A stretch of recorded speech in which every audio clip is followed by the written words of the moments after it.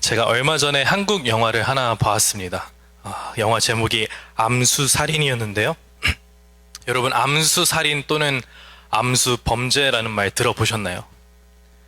안 들어보셨죠? 영어로는 히든 크라임이라고 하더라고요. 이 히든 크라임 암수범죄는 해당 범죄가 실제로 발생을 했는데 수사기관이 인지하지 못하거나 혹시 수사기관이 그것을 알더라도 용의자 신원 파악이 안 돼서 공식적인 범죄 통계에 집계되지 않는 범죄라고 합니다. 즉, 암수범죄란 피해자는 있어요. 그런데 신고도 없고 증거나 시체도 없고 수사도 진행되지 않는, 그것이 바로 알려지지 않은 범죄를 칭하는 용어가 바로 히든 크라임, 암수범죄라고 합니다. 저는 이 영화 암수살인을 보면서 이것이 마치 육체의 소욕을 따랐을 때에 우리 마음에 나타나는 죄의 결과와 같다라고 생각을 했습니다. 우리 마음 가운데 얼마나 많은 암수범죄, 히든 크라임이 벌어지는지. 근데 말씀드리다가 사족이지만 오랜만에 이렇게 성도님들 앞에서 이렇게 말씀을 하니까 그전에는 카메라 앞에서만 하다가 느낌이 사뭇 다른 것 같아요. 네, 훨씬 더 제가 은혜를 받는 것 같습니다. 아무튼 이 히든 크라임, 마음으로 죄를 짓더라도요 스스로 인지하지 못하기에 우리가 죄의식이 없고 또 그 죄에 대한 실체도 모르고 그렇기 때문에 죄에 대한 돌이킴이 없는 경우가 너무나도 많습니다. 그런데 문제는 많은 사람들이 우리가 스스로 죄인이 아니라고 생각을 하는 경우가 많아요. 왜냐하면 법 없이도 산다고 하는 사람이 많잖아요. 왜 그런가 생각을 해보면 그것은 우리 인간의 마음이 얼마나 부패하고 더러운지 모르기 때문입니다. 그러나 하나님 말씀은 이렇게 말합니다. 예레미야 17장 9절에 만물보다 거짓되고 심히 부패한 것은 마음이라 누가 능히 이를 알리요. 심지어 예수님께서도 여자를 보고 음욕을 품는 자마다 간음한 자라고 하셨잖아요. 우리가 실제로 행동을 하지 않더라도 마음 가운데 일어나는 누구를 정죄하거나 판단하거나 음욕을 품거나 이러한 모든 것들이 하루를 살아가면서도 수없이 많은 히든 크라임이 우리 마음에서 일어난다는 것이죠. 그렇기 때문에 만물보다 거짓되고 심히 부패한 것은 마음이라고 말씀하고 계시는 겁니다. 근데 우리는 이 마음이 얼마나 더러운지 모르기 때문에 또 누가 내 마음을 본다고 생각하지 않기 때문에 우리는 마음의 죄에 대해 잊고 살거나 가볍게 생각하는 경우가 많습니다. 우리나라 속담 중에서도 10길 물속은 알아도 한 길 사람 속은 모른다라는 말이 있습니다. 이 말이 무슨 뜻이죠? 사람 속은 모른다라는 것이잖아요. 저는 사실 이 10길이라는 것이 10가지 갈래의 길인 줄 알았어요, 지금까지. 혹시 저처럼 생각하시는 분 계신가요? 아니에요. 저만 그렇게 생각했었나요?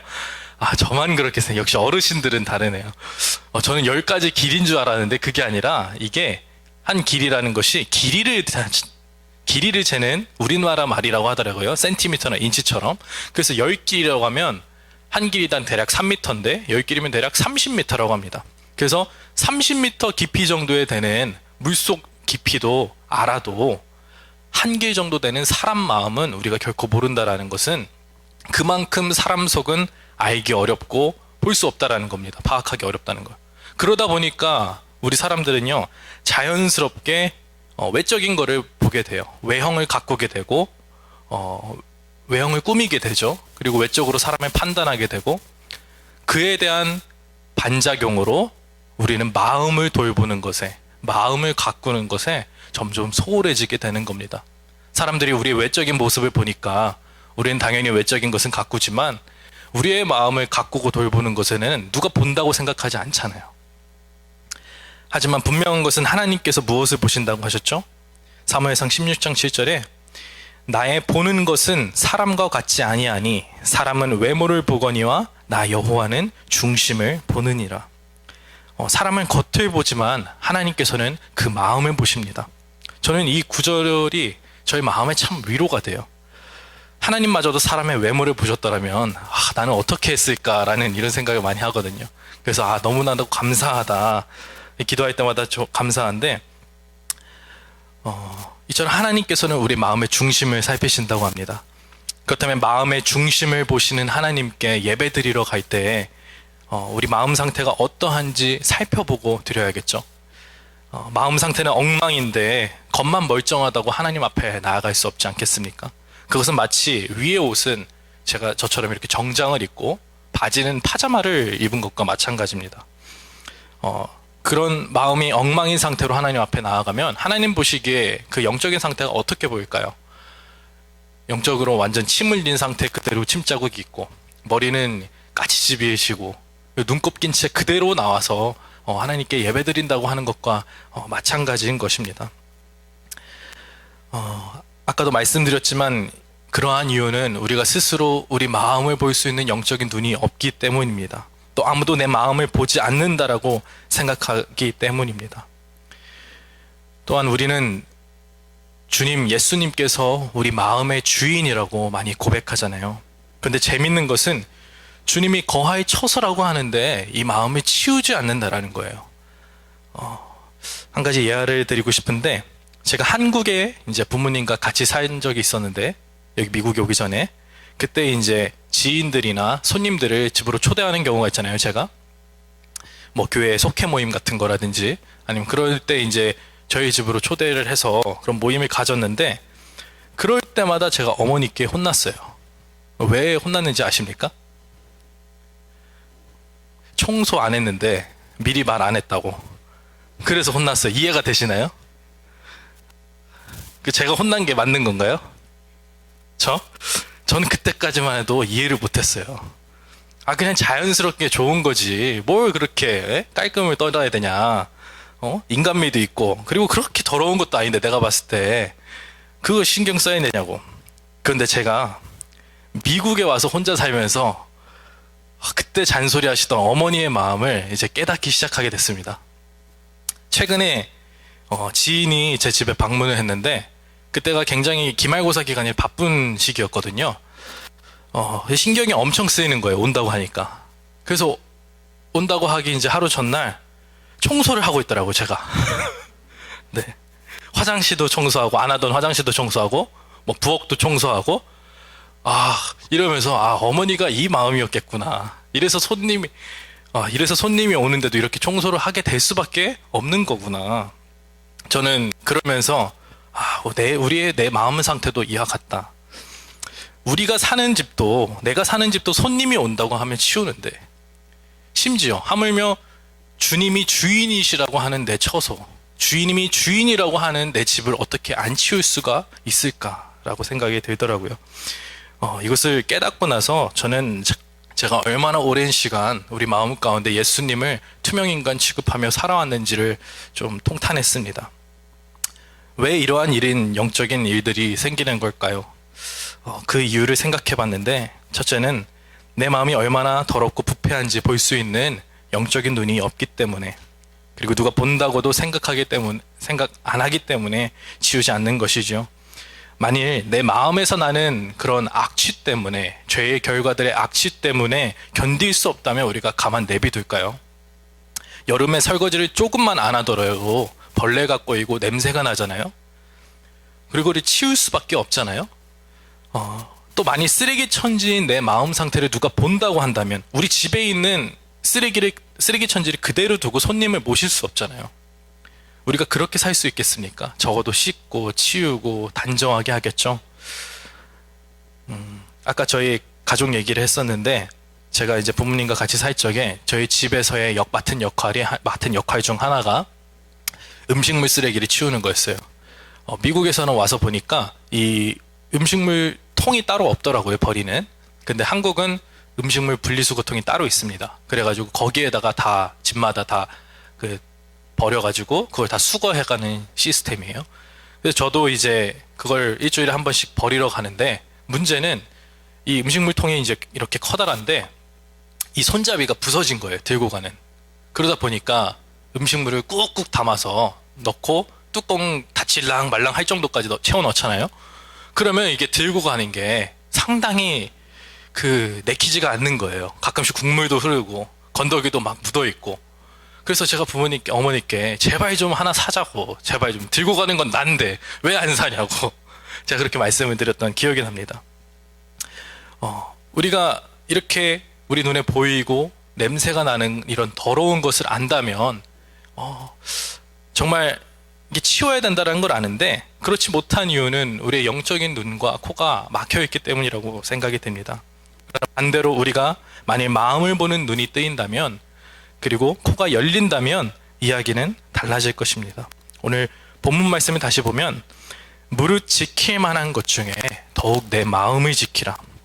생명의 근원이 이에서 남이니라 라고 말씀하고 계십니다. 여러분에게 가장 소중하게 간직해야 할 것 단 한 가지를 꼽는다면 무엇일까요? 손자, 손녀들, 그리고 가족들, 자녀들, 그리고 내 건강, 우리 집, 여러 가지가 있을 수도 있겠는데 하나님께서는 이런 지킬 만한 모든 것 중에 가장 지켜야 할 것은 너의 마음이라고 말씀하고 계십니다.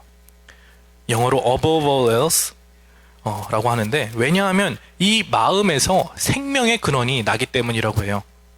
즉 마음을 지키면 살 것이고 마음을 지키지 못하면 죽는다는 것입니다. 마음을 지킴으로 인해 시험도 이길 수 있고 능력도 얻고 그러나 지키지 못하면 가랑비에도 추풍 낙엽처럼 쓰러질 수 있는 것이죠. 즉 영적으로 죽고 사는 것은 여러분이 품고 있는 마음을 어떻게 지키느냐에 달려있다고 주님께서 말씀하고 계십니다. 영화 고지전이라고 있습니다. 한국 영화, 전쟁 영화인데 이 내용은 우리나라와 북한이 6.25 전쟁 당시에 최전선에서 휴전이 임박한 상황인데 한 고지라도 더 빼앗기 위해 치열하게 사투를 벌이는 내용이에요. 이 영화를 보시면 아시겠지만 정말 치열하게 싸웁니다. 하루에 수없이 많은 병사들이 한 고지를 점령하기 위해 죽어나가고요. 그 작은 고지가 뭐라고 엎치락 뒤치락 하면서 오전에는 우리나라가 점령했다가 오후에는 북한이 점령했다가 또 막 이제 저녁에는 우리나라가 점령하는 밤새 싸우는 그런 백병전이 펼쳐지는 영화입니다. 저는 이 고지전의 영화 같은 것이 이 마음을 지킨다라고 하는 영적인 전투가 아닐까 생각을 해봅니다. 이 고지를 점령하는 것이 중요한 이유는 전쟁에서도 보면 전략적으로 중요한 요충지나 고지들이 있거든요. 그래서 전쟁에 임한 각 나라들은 그 고지를 점령하기 위해 안간힘을 씁니다. 병사들을 사지로 몰아넣으면서까지 그렇게 하는 이유는 그 한 고지를 점령하기 위해 끊임없이 공략하고 또 지키고자 하는 것이죠. 왜? 그 고지를 점령했을 때야 비로소 전쟁에서 우위를 선점하고 가져올 수 있기 때문입니다. 어쩌면 우리 신앙생활의 성공 여부는요, 이 마음의 고지를 지키는 것에 달려 있습니다. 이 중요한 고지를 빼앗기지 않는 것이죠. 여러분 마음 가운데에 어떠한 중요한 고지가 있습니까? 그리고 그 고지는 지금 지켜져 있는 상태입니까? 아니면 빼앗겨져 있는 상태입니까? 그런데 이 마음의 고지를 빼앗는 도적들이 있습니다. 북한이 군대처럼 어떻게든 기어 올라와가지고 온갖 술수를 다 써가지고 은밀하고 교모하게 마음의 고지를 빼앗게 시도하는 세력들이 있어요. 무엇일까요? 바로 마귀입니다. 마귀는 항상 우리 마음의 틈을 타서 들어오거든요. 어떻게 그 마귀가 우리 마음에 틈 타서 역사하는지 한번 보겠습니다. 아담과 하와도 마귀가 미혹해서 하나님께로 향하는 마음을 훔쳤다고 하고 있거든요. 고린도서 11장 3절에 보면 뱀이 그 간계로 이와를 미혹해 한 것 같이 너의 마음이 그리스도를 향하는 진실함과 깨끗함에서 떠나 부패할까 두려워하노라. 이 미혹의 결과는요, 우리의 마음이 그리스도에게서 떠나는 겁니다. 그리스도를 향한 그 진실함과 깨끗함에서 떠나 부패해지는 것입니다. 또 예수님의 제자였지만 예수님을 배반한 가룟 유다가 있잖아요. 사람들은 어떻게 예수님이랑 그렇게 같이 먹고 자고 직접 앞에서 예수님의 그 기적들을 목격하면서 어떻게 예수님을 배신할 수 있었을까라고 말을 하는데요. 어떻게 그 배신하게 되는지 보면 요한복음 13장 2절에 마귀가 벌써 시몬의 아들 가룟 유다의 마음에 예수를 팔 생각을 넣었더니라고 합니다. 그 마음 가운데에 마귀가 틈을 타고 들어갔을 때에 그 제자였던 예수님의 제자도 예수님을 배신하게 된 겁니다. 또한 구약시대에는 이스라엘 백성들의 마음을 돌려서 우상을 섬기게 했고요. 신약에서는 아나니아와 삽비라의 마음을 훔쳐서 욕심에 눈이 멀게 하고 거짓말을 하게 했습니다. 마찬가지로 그런 마귀가요, 어느 날 우리의 마음을 빼앗기 위해, 그들의 마음도 빼앗았는데 우리의 마음을 빼앗기 위해 노력하지 않겠습니까? 하나님 주신 이 마음을 빼앗겼을 때에 구체적으로 어떠한 일이 나타나면요, 저는 솔로몬의 이야기에서 그 예를 말씀드리고 싶은데, 여러분, 솔로몬이 어떤 사람인지 아십니까? 하나님을 굉장히 사랑하고 경외했던 사람이었습니다. 어릴 때부터 다윗의 후계자로 선정받을 정도로 하나님의 사랑을 받았었고요. 솔로몬 본인도 왕이 되었을 때에 1000번의 예배를 드렸다고 해요. 그건 그만큼 하나님을 사랑한 거거든요. 1000번이 예배를 드린 만큼. 그리고 하나님께 직접 지혜도 받았고요. 그런데 그의 인생 후반부에 이 이야기가 달라집니다. 열왕기상 11장 4절 말씀 보면, 솔로몬이 나이 늙을 때에 왕비들이 그 마음을 돌이켜 다른 신들을 쫓게 하였으므로 왕의 마음이 그 부친 다윗의 마음과 같지 아니하며 그 하나님 여호와 앞에 온전치 못하였으니. 하나님께서는요, 이스라엘 백성에게 분명히 이방 여인들을요, 그런 드리지 말라고, 그들과 왕래하거나 연애하지 말라고 경고하셨거든요. 왜냐하면 너희가 그렇게 하면 너의 마음을 돌이켜 그들의 신을 쫓게 될까 두렵다고 하나님께서 경고하신 거예요. 그런데 왜 그랬는지 제가 솔로몬이 아니라서 모르겠지만 아마 당시 최대 강국이었던 애굽이라든지 그런 나라들이 있었기 때문에 아마 왕으로서는 그것이 정략적 선택이라고도 할 수 있고 훌륭한 결정이라고도 할 수 있었을 것인데, 외교적인 조치라고도 할 수 있을 텐데요. 그러나 하나님의 경고를 무시한 것이지요. 그리고 그 결과 어떠한 일이 일어났는가? 그 솔로몬이 나이가 들어서 그 마음을 돌이켜서 다른 신들을 쫓게 하는, 밀고 앞에 다른 이방 신들 앞에 절을 하게 되는 그런 참사가 나타나는 겁니다. 아니, 어떻게 그래도 솔로몬이 그게 절할 수 있어? 어떻게 솔로몬이 그래도 우상 숭배할 수 있어? 이렇게 생각하시면 안 됩니다. 솔로몬이 당시 자기가 우상 숭배한다고 생각했을까요? 아니요. 솔로몬은 분명히 자기는 하나님을 경외하고 하나님을 찬양하는 사람이라고 생각했을 겁니다. 이것은 다 외교적인 조치고 이것은 하나님 보시기에 다 이해해 줄 거야. 이것은 우상 숭배가 아니야 라고 생각하면서 분명히 밀공 앞에 엎드렸을 겁니다. 여러분, 마음을 빼앗기면요, 이처럼 하나님을 사랑했던 솔로몬도 우상 앞에 절할 수 있는 겁니다. 저는 이 구절을 볼 때마다 섬뜩섬뜩합니다. 저 또한 하나님을 사랑하고 하나님께 헌신하겠다고 한평생을 순종하는 마음으로 이 길을 걷겠다고 다짐을 했는데, 나의 말년은 어떠할 것인가? 나는 정말 변조의 나의 마음이 빼앗기지 않을 것인가에 대해 두려운 마음이 있습니다. 그래서 그렇기 때문에 더욱 하나님 앞에 엎드릴 수밖에 우리가 없는 것 같습니다. 그렇다면 우리가 구체적으로 어떠한 마음을 지켜야 하는가, 그것을 말씀드리겠습니다. 기본적으로 우리가 지켜야 할 마음은 하나님께서 우리에게 주신 마음을 지키는 것입니다. 에스겔서 36장 26절에 보면, 또 새 영을 너희 속에 두고 새 마음을 너희에게 주되 너희 육신에서 굳은 마음을 제하고 부드러운 마음을 줄 것이며. 여러분, 이것은 우리가 주님을 처음 영접하고 예수님을 인격적으로 만났을 때에 나타나는 역사입니다. 주님의 보혈로 더럽고 추악한 나의 죄를 씻으시고 그렇게 단단하고 완악하여 있었던 그 죄인의 마음을 녹이십니다. 그랬을 때에 우리가 나의 죄를 깨닫게 되고 하나님 앞에 통해 자복하면서 눈물로 회개하게 되는 것이죠. 그때 느끼는 구원의 감격이 있고, 또 다른 말로 표현하면 우리가 첫사랑의 은혜라고 하잖아요. 하나님을 사랑하는 마음, 나에게 이렇게 이 죄인을 얼마나 뭐라고 사랑하셨는지. 그래서 예수님을 처음 만났을 때의 그 감격, 인격적으로 하나님 만났을 때에 나를 얼마나 사랑하시는지, 그 은혜가 얼마나 큰지 그 마음이 우리에게 부어져 있다라는 것입니다. 그 마음을 지켜야 한다라는 것입니다. 왜냐하면 그 마음이 우리 가운데 충만하게 있을 때에는 어려운 현실이 있을지라도 감사가 나오고요, 찬양이 나오고요, 희망이 있습니다. 근데 세상에 나가서 다시 환경을 바라보고 그 어려운 환경들, 사람들에 집착하게 되면 어느 순간 이 마음들이 다 새어나가 버려요. 그러면 하나님의 평화와 평강과 감사가 온데간데 없이 사라져 버리는 것이죠. 이 주변 환경에 잠식되는 모습은 베드로의 모습에서 찾아볼 수 있는데, 예수님께서 베드로 보고 물 위를 걸어오라고 말씀하셨습니다. 사실 저는 베드로도 대단하다고 생각해요. 예수님이 걸어오라고 했다고 그걸 그렇게 걸어갈 생각을 하네 라는 마음도 한편에 드는데, 베드로는 걸었습니다. 믿음이 그만큼 대단한 거죠.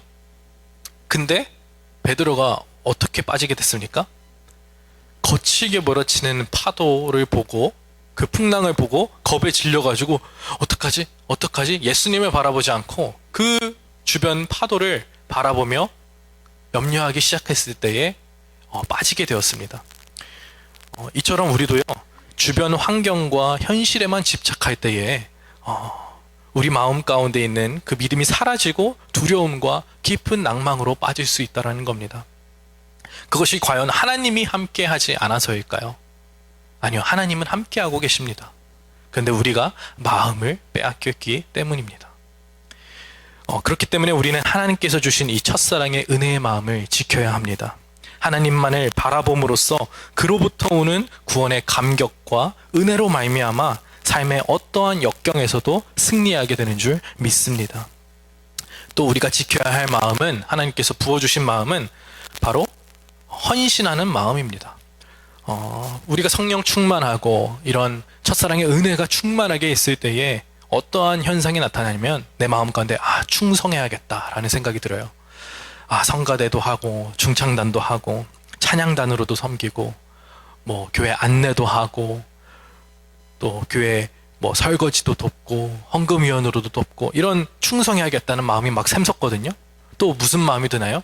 기도해야겠다. 내가 중보 기도를 하고 내가 우리 목사님을 위해 기도하고 교회를 위해 기도하고 가족을 위해 기도하고 북한을 위해 기도하고 나라를 위해 기도해야겠다. 이 마음이요 듭니다. 또 무슨 마음이죠? 전도해야겠다. 내가 사랑하는 가족들, 내가 사랑하는 지인들, 직장 동료들, 그들에게 진짜 이 하나님의 귀한 말씀을 전해 그들을 살려야겠다라는 마음이요 샘솟는 거예요. 또 무슨 마음이 들죠? 헌금해야겠다. 내가 받은 그 은혜에 감격해서 주님, 이거 얼마 되지 않지만 주님을 위해 사용하여 주시옵소서. 드리는 감사 헌금, 나의 것이 아닌 것을 주님께 드립니다 하는 11조, 선교를 위해 하는 선교 헌금 등등. 이 마음이요 사람이 주는 마음이 아니라 마귀가 결코 주는 마음일까요? 이게 아니죠. 성령님이 부어주시는 마음입니다. 근데 이렇게 부어주시는 마음을 지키지 않으면, 순종하지 않으면 새어 나가버리게 됩니다. 밑 빠진 독에 물 붓듯이 이 마음들이 다 빠져나가 버려요. 기도해야 하는 순간에 하지 않으면요 다음부터 기도할 생각이 들지 않아요. 충성해야 할 때에 충성하지 않으면요 다음부터 또 충성하고 싶은 생각이 들지 않아요. 헌신해야 할 때에 헌신하지 않으면 그 기회는 또 찾아오지 않을 수 있습니다. 또 우리가 이러한 은혜가 충만할 때에 하나님을 위해 살고 죽겠다는 거룩한 마음이 충만해집니다. 그런데 세상에 나가서 안목의 정욕과 이생의 자랑과 육체의 정욕만 즐기다 보면요 점점 내 이 거룩한 마음이요 타격을 받아요. 그러다가 주일 예배에 나오면 어떠하냐면 전주에는 충만한 마음이었는데 놀랍도록 무기력해지고 기도할 만도 안 나고 찬양할 만도 안 나고 말씀도 안 들리게 되는 어느 순간 완악하게 변해져 버려 있는 우리의 마음을 볼 수 있습니다. 그래서 이 보혈의 은혜, 구원의 기쁨과 감격과 이 첫사랑의 은혜를 지키는 것이 우리에게 매우 매우 중요한 것입니다. 그래서 하신 말씀이 항상 기뻐하라, 범사에 감사하라, 쉬지 말고 기도하라 라고 말씀하신 거겠죠. 그래서 충성하고 헌신하고 전도하는 이 마음을 빼앗기지 않는 귀한 성도들이 되시길 주님의 이름으로 간절히 축복합니다.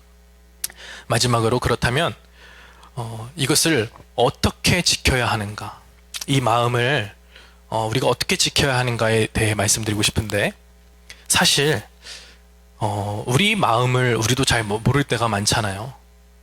그리고 나도 잘 믿지 못하잖아요, 내 스스로를. 왜냐하면 어떻게 변하는지 모르기 때문에 그런 거겠죠. 이런 말도 있죠. 여자의 마음은 가있다라고 했나요? 맞나요? 남자의 마음이 아니라 아무튼 인간의 마음은 가있대와 같습니다.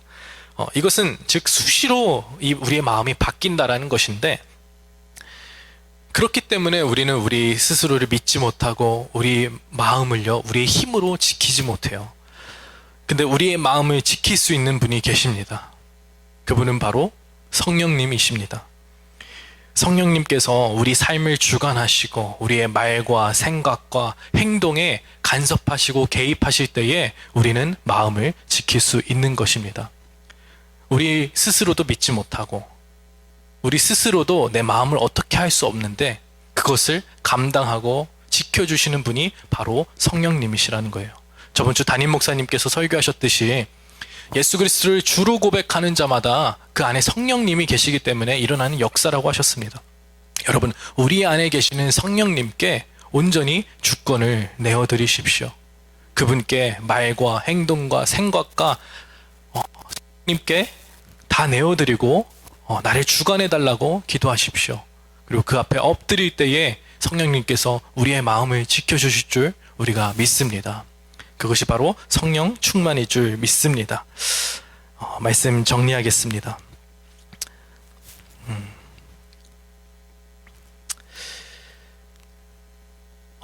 주변 환경이 다 무너져도 중요한 건 마음입니다. 마음이 무너지지 않으면 무너진 건 아닙니다. 여러분이 만약 마음을 지켰다면 그것은 놀랍게 승리한 것입니다. 나머지 정리는 시간 문제죠. 마음을 지키면 하나님은 반드시 역사하십니다. 우리가 할 일은 그 마음을 돌보고 지키는 것인 줄 믿습니다. 그리고 그 돌보고 지키는 것은 우리의 힘으로 하는 것이 아니라 성령님께 의지하며 성령님의 간섭을 받으며 동행하는 것인 줄, 그 성령 충만한 삶을 사는 것인 줄 믿습니다. 그 귀한 역사가 있기를 주님의 이름으로 간절히 축복합니다. 함께 기도하겠습니다.